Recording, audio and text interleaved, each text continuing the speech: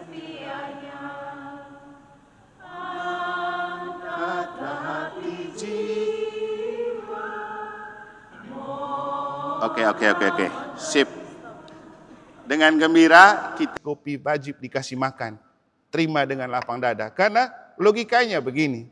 Ketika kita membuka tangan untuk menerima orang, kita sedang membuka rahmat itu masuk. Kita buka kan. Kalau kita pelitkan tangan kita begini. Dan kalau sudah pelit tangan begini, kapan rahmat masuk? Kan kita sudah menutupi rahmat itu masuk. Makanya Bapak Ibu dalam hidup, semakin orang pelit semakin miskin. Semakin orang royal dia semakin berahmat. Benar kan? Coba tanya. Haleluya, haleluya, haleluya, Haleluya, haleluya, haleluya. Tuhan bersamamu dan bersama rohmu. Inilah Injil suci menurut Lukas.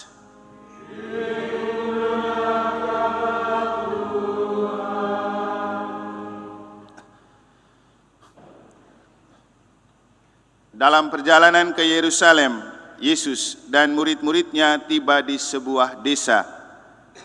Seorang perempuan bernama Marta menerima dia di rumahnya. Perempuan itu mempunyai seorang saudara bernama Maria. Maria ini duduk di dekat kaki Tuhan dan terus mendengarkan perkataannya. Sedangkan Marta sibuk sekali melayani. Ia mendekati Yesus dan berkata, "Tuhan, tidakkah Engkau peduli bahwa saudariku membiarkan aku melayani seorang diri? Suruhlah dia membantu aku." Tetapi Tuhan menjawabnya,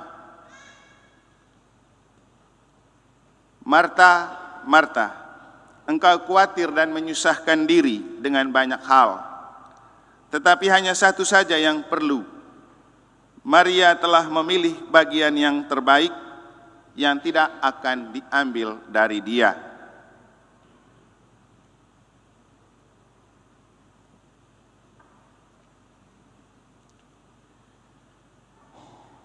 Demikianlah sabda Tuhan.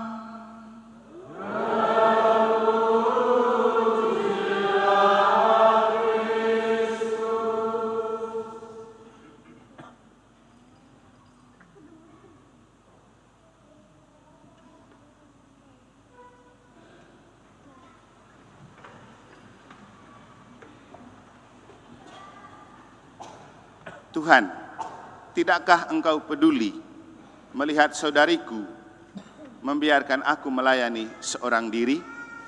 Suruhlah dia membantu aku.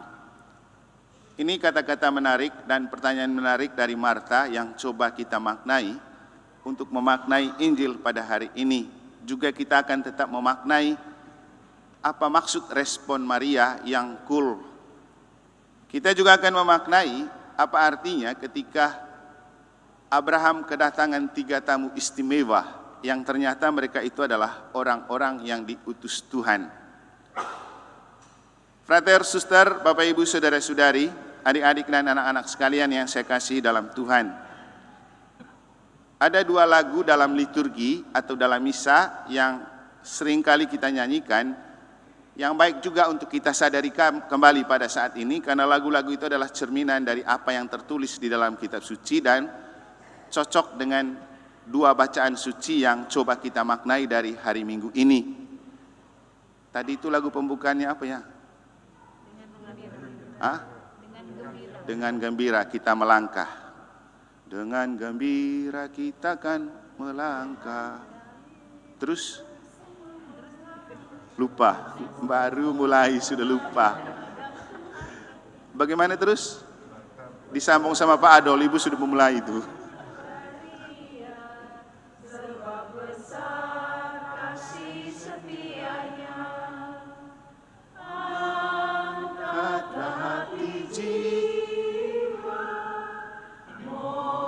Oke. Sip. Dengan gembira kita melangkah ke hadapan Tuhan. Ada juga satu lagu yang juga sering dinyanyikan pada lagu pembuka, yang baik juga ada hubungannya dengan lagu pembuka tadi. Hatiku gembira, haleluya, karena Tuhan mendatangi umatnya. Nah, ini juga cocok dengan satu lagu biasanya antar bacaan zaman dulu atau post komunis sekarang, karena sekarang kan Mazmur antar bacaan semua yang dipakai. Kira-kira begini dia, saya pernah dengar juga orang nyanyikan. Tuhan menyapa setiap manusia tanpa bicara, tanpa berbahasa, bagai mentari menyapa alam, kasih ilahi menyapa kita. Refrennya, Tuhan yang selalu menyapa kita. Nah, gini Bapak Ibu, sadarkah kita bahwa Tuhan itu selalu datang menjumpai dan menyapa kita? Ini persoalan penting yang perlu kita tanyakan dan kita maknai dengan berinspirasi pada dua bacaan suci pada hari ini. Pertama, ketika Marta dan Maria sedang asik dengan kesibukan di rumahnya, tiba-tiba didatangi Tuhan yang sedang dalam perjalanan ke Yerusalem. Bayangkan, kita masih asik di rumah kita masing-masing, di tempat kerja kita masing-masing. Tuhan lewat dari Denpasar mau ke Sumbawa, mampir di rumah kita. So sweet kan? Sama juga dengan Abraham. Abraham ini sudah sangat tua, sudah tidak berharap lagi bahwa ia akan memperoleh anak dari Sarah. Dia tinggal di kemah, tidak punya rumah. Sementara dia asik dengan ternak-ternaknya, tiba-tiba Tuhan mengirim 3 orang menyapa Abraham. Nah, kita juga sering disapa oleh Tuhan dan didatangi oleh Tuhan. Sesibuk-sibuk apapun kita dengan pekerjaan dan kesibukan kita, jangan berpikir Tuhan itu tidak peduli. Maka pertanyaan Marta itu sebenarnya tidak cocok untuk Tuhan, cocok untuk ditanyakan kepada dirinya. Tuhan, tidak pedulikah engkau? Masa Tuhan yang tidak peduli? Kan Allah selalu peduli. Yang sering tidak peduli itu kita. Ekaristi itu sebuah kesempatan di mana Tuhan datang, mengundang kita. Tuhan menjumpai kita, Tuhan menyapa kita. Menjumpai kita dengan Ekaristi. Mendatangkan Yesus sebagai alter Kristi dalam diri imam, memberikan kita sapaan lewat sabda, bahkan memberikan kita makan. Maka Ekaristi lebih sebagai sebuah undangan Tuhan untuk umatnya berjumpa dengan Tuhan. Nah, pertanyaannya bagaimana kita merespon kesempatan Tuhan datang menjumpai dan menyapa kita? Inilah yang coba kita maknai dari beberapa figur dalam kitab suci. Kita mulai dari yang pertama, Abraham. Abraham ketika dia sedang asik dengan dunianya dan kehidupannya, Tuhan mengirim 3 orang untuk menyapanya. Abraham, apa yang sedang kau perbuat? Lalu Abraham bilang apa? Begitu mereka lewat, dia bilang, Tuanku, bolehkah mampir di kemahku? Biar sebentar saja. Lalu mereka mampir. Dan apa yang dilakukan Abraham? Dia menyuruh istrinya Sarah mengambil tepung yang terbaik untuk diberikan kepada mereka sebagai roti. Dan dia pergi ke ternaknya, ambil lembu yang terbaik untuk diberikan mereka sebagai makan. Ini tamu yang tidak diundang, tamu yang tidak pernah disangka. Tapi kenapa Abraham jor-joran? Apakah dia tidak perhitungan? Apakah dia tidak takut miskin dan kekurangan dari memberi tamu yang tidak terduga dan tidak dia kenal? Tapi ternyata itulah ungkapan seorang beriman. Abraham itu kan tokoh beriman. Dan orang beriman akan selalu melihat tamu yang datang itu sebagai utusan Allah yang membawa rahmat. Dan saya rasa ini juga cocok dengan ketika Yesus mengutus para muridnya. Dia bilang apa? pergilah dari desa ke desa, dari kota ke kota, masuklah dari rumah ke rumah, berilah salam dan berkat. Siapa yang menerima salammu, tinggallah di situ, makan dan minumlah, berilah berkat. Siapa yang menolak, cepat tinggalkan tempat itu, kebaskan debu kakimu. Bapak Ibu, saya baru saja pulang libur. Salah satu kekhasan di kampung saya kalau saya pulang libur, mereka selalu meminta untuk doa dari rumah ke rumah, dari keluarga-keluarga, sampai saya kewalahan juga. Tapi itu saya tanamkan kepada diri mereka sejak saya jadi imam. Saya bilang, kamu menyuruh saya menjadi imam, kalau saya pulang libur, oleh-oleh saya cuma satu, saya merayakan Ekaristi bersama kamu. Dan mereka senang. Sekaligus saya cari makan malam gratis kan, karena kalau di Manggarai itu, kalau Romo sudah datang, pertama kita datang sudah disapa dengan ayam 1 ekor di tangan, bir 1 botol, rokok 1 bungkus, baru menyapa, belum melaksanakan tugas. Setelah itu, mereka sudah siap itu ayam panggang dan lain-lain. Pulang nanti dikasih lagi. Manggarai. Banyak orang Manggarai di Mataram tapi lupa dengan kebiasaan seperti itu. Di Manggarai kalau orang minta nikah, belum di ACC sama romonya, dia pergi itu dia datang untuk minta tanggal saja, dia sudah bawa ayam 1 ekor, bir 1 botol, rokok 1 bungkus Surya. Entah romonya minum atau rokok, urusan berikut. Itu adat dan budaya. Nanti diterima atau tidak terima urusan berikut. Syukur kalau diterima, kalau tidak diterima ya sudah, kasih saja itu. NTT terkenal miskin, tapi kenapa mereka bisa buat begitu ya? Kita di Mataram datang dengan punya pekerjaan semua. Bos ayam ada di Mataram, bos rokok ada di Mataram, bos minuman ada di Mataram. Tapi kalau datang minta nikah, dia bawa apa? Tapi yang mau saya katakan begini, Bapak Ibu, kita tidak akan menerima berkat dan rahmat kalau kita tidak memberi. Sama saja begini, kita kalau memberikan pasti tangan terbuka. Dan ketika kita membuka tangan, saya ini diajarkan oleh bapak saya, jangan pelit kepada orang dengan hidup. Makanya saya lihat di rumah saya itu tamu siapapun diterima, biar bapak mama kerja tidak jelas, namanya tamu datang, wajib dikasih kopi, wajib dikasih makan. Terima dengan lapang dada. Karena logikanya begini, ketika kita membuka tangan untuk menerima orang, kita sedang membuka rahmat itu masuk. Kita buka kan, kalau kita pelitkan tangan kita begini, dan kalau sudah pelit tangan begini, kapan rahmat masuk? Kan kita sudah menutupi rahmat itu masuk. Makanya Bapak Ibu dalam hidup, semakin orang pelit semakin miskin, semakin orang royal dia semakin berahmat. Benar kan? Coba tanya orang yang sering beri dengan tulus dan sumbang ke gereja. Mereka pasti mengalir rahmat dan rezekinya. Nah inilah yang mau dikatakan oleh Abraham. Ketika dia membuka tangan untuk mereka yang datang, apa yang terjadi? Orang itu bilang, 1 minggu, 1 tahun lagi kami datang, Sarah sudah akan mengandung. Kan? Rahmat yang dia terima. Sarah yang sudah tua loh, sudah jompo, sudah dadong, tapi masih bisa mengandung. Inilah rahmat dari memberi. Makanya Santo Paulus pernah bilang, lebih baik memberi daripada menerima. Nah, kita maunya terima terus, tidak mau memberi. Kapan rahmat itu datang? Dan Bapak Ibu, jangan anggap remeh kalau ada jadwal doa rosario bergilir di keluarga dan di rumah. Makanya saya heran kita itu kok macam beban sekali terima orang bergilir doa rosario di rumah. Kalau kamu percaya mereka datang bawa berkat dan rahmat, itu memang membawa berkat dan rahmat. Karena ketika kita datang untuk berdoa, kita sedang bawa rahmat. Dan Yesus bilang, terberkatilah orang yang memberkati kamu, terahmatilah orang yang menerima kamu. Makanya kepada Abraham juga, waktu Allah mengutus Abraham, dia bilang apa?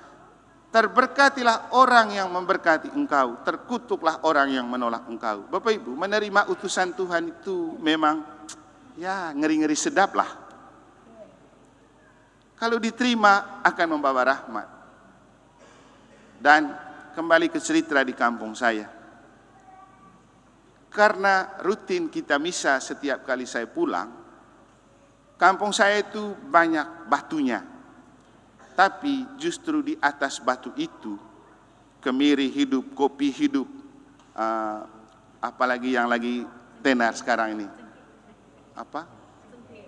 porang. Dan yang menariknya, kadang-kadang di kampung saya itu kemirinya berbuah lebat. Kampung tetangga, jong, walaupun pohonnya lebat, buahnya tidak ada. Tapi di kampung saya, di atas batu, buahnya lebat. Makanya mereka sejahtera sekali. Dulu waktu saya pulang libur, saya bilang, kamu mengerti dan paham gak? Itu karena kamu selalu membuka hati kepada misa, Tuhan kasih rahmat. Kalau panen kemiri jangan lupa kasih saya. Dan mereka di Manggarai sekarang itu waktu saya pulang libur, selalu ada misa syukur panen di setiap kampung. Itu saya lihat romonya pastor paroki kami itu punya 2 mobil dia, 1 Fortuner, 1 Rangers. Kalau dia pergi misa panen, dia bawa Rangers. Dia pulang beras, kopi, sayur penuh di belakang. Saya lihat sendiri. Kenapa? Syukur panen. Dan baru-baru tahun lalu saya pulang, mereka persembahkan kemirinya ke paroki. Saya bilang, kamu tidak kasih saya, nanti kamu lihat.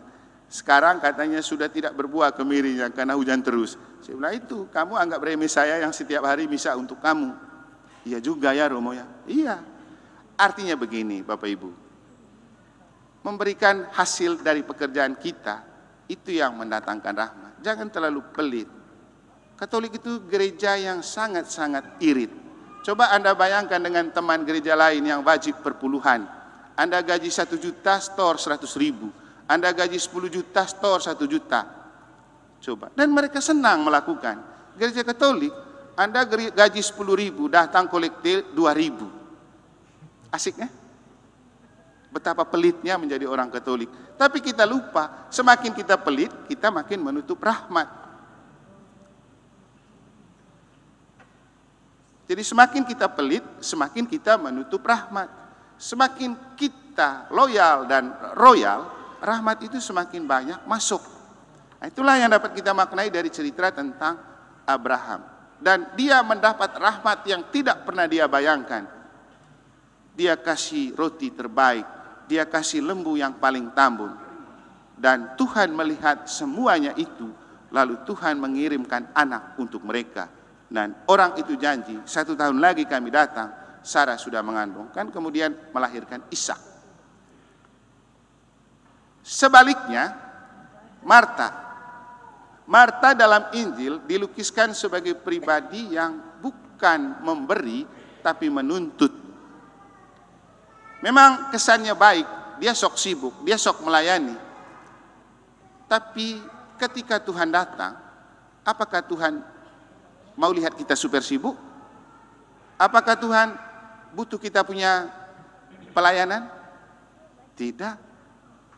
Kalau Tuhan datang, dia butuh kita siapkan waktu untuk dengar dia bicara.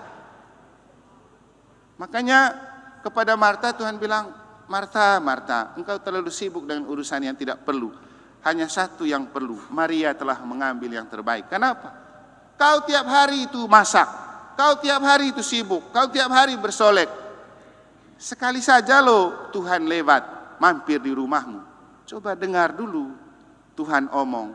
Coba bercakap-cakap dulu dengan Tuhan. Dan Maria, dia tahu bahwa tidak setiap kali Yesus mampir di rumahnya. Maka dia memakai kesempatan itu untuk mendengar. Dan itu yang disukai oleh Yesus, mendengar. Bapak Ibu, misa itu kan Tuhan datang menyapa, berjumpa dengan kita. Kita bawa apa? Tuhan tidak menuntut kita bawa apa. Tapi kalau ada sebagian dari hasil pekerjaanmu yang kamu mau persembahkan sebagai rasa syukur, silakan untuk mendatangkan rahmat lebih banyak. Yesus kan pernah bilang, siapa yang memberi 1 akan mendapat 10, siapa yang memberi 10 akan mendapat 100 kali lipat. Itu bukan hoax, bukan palsu, itu benar. Yang penting Anda lakukan dengan iman dan cinta dan tulus. Dan kita datang misa, kita fokus dengar Tuhan. Jangan lagi sibuk dengan urusan yang tidak perlu. Kadang-kadang sudah di dalam gereja, kita masih sibuk urus rambut. Baru mulai misa, kita masih sibuk pergi ke kamar mandi. Loh, sebelumnya kau buat apa? Coba tanggalkan semua kesibukan itu, fokus dulu kita bercakap-cakap dengan Tuhan. Dengar Tuhan bicara apa kepada kita melalui sabdanya. Siapkan diri untuk menerima Tuhan yang mau memberi diri untuk kita dalam komuni. Karena toh mungkin sekali saja kita datang misa dalam hari Minggu, satu pekan. Atau ada juga yang napas saja tunggu Natal dan Paskah baru datang. Lalu kemudian ketika kita stres dengan pekerjaan, ketika lelah dengan kesibukan, kita marah-marah Tuhan. Tuhan ini tidak peduli dengan saya, Tuhan tidak lagi mencintai saya. Emangnya Tuhan suruh kau sibuk seperti itu? Dan ketika Tuhan ada waktu untuk menyapamu, mau bercakap-cakap denganmu, kau masih sibuk dengan urusanmu, sibuk dengan pekerjaanmu, sibuk dengan rutinitasmu. Kapan punya waktu untuk duduk, diam, dengar Tuhan bicara? Bapak Ibu, bahaya terbesar dari hidup di zaman kita adalah kita tampak super sibuk tapi hasilnya jong. Ada orang yang kita lihat macam sibuk sekali tapi susah juga hidupnya ya. Tapi ada orang yang cool, kalem, tenang-tenang saja. Tapi rezekinya juga mengalir. Jadi inilah hidup. Coba kalau Tuhan punya waktu untuk menyapa, mengunjungi, dan berbicara dengan kita, tanggalkan pekerjaanmu. Kita punya banyak waktu untuk bekerja, tapi kita punya sedikit waktu untuk berjumpa dengan Tuhan. Dan jangan berpikir Tuhan tidak peduli dengan hidup kita. Jangan berpikir Tuhan jauh dari kita. Tuhan itu selalu datang menyapa, mengunjungi, ingin bercakap-cakap dan berbincang-bincang dengan kita. Yang perlu adalah kita buka hati untuk Tuhan seperti Maria. Kita juga mempersembahkan apa yang terbaik dari yang kita miliki untuk siapapun yang datang menyapa kita sebagai utusan Tuhan. Karena itulah yang mendatangkan rahmat dan berkat dalam hidup. Semoga Tuhan memberkati.